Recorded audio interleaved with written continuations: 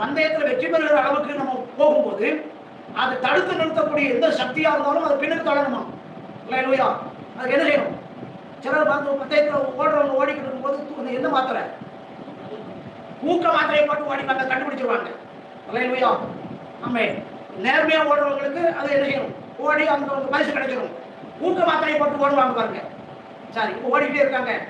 அதுல ஒரு கூட்டம் வெத்தலை போடுற ஒரு கூட்டம் இருக்கிறாங்க. இங்க பாருங்க, வெத்தலை போடுற ஒரு கூட்டம் சுண்ணாம்பு எடுத்து வெத்தலையை தடவிட்டு இருக்கும்போது பின்னால் இருக்கிற ஆளு இதை தள்ளி விட்டு ஓடிடும். இல்லை, ஓடிக்குமா ஓடாது? இன்னும் பீடி குடிக்கிற ஒருத்தன் ஓடலாம். ஓடும்போது தம்மடிக்கிற ஞாபகம் வந்துச்சு.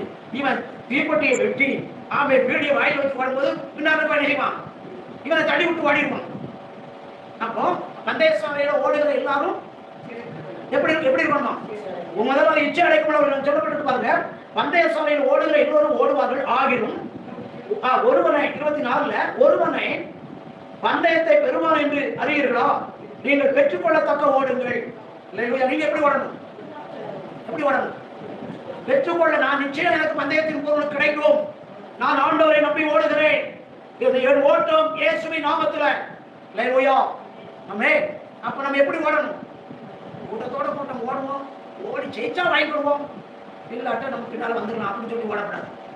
என்ன எப்படி ஓடணும் சொல்லுங்க? ஓட்டம் எப்படி இருக்கணும்? எனக்கு தான் முதல் பரிசு கிடைக்கும் அப்படின்னு சொல்லி செய்யணும், ஓடணும்.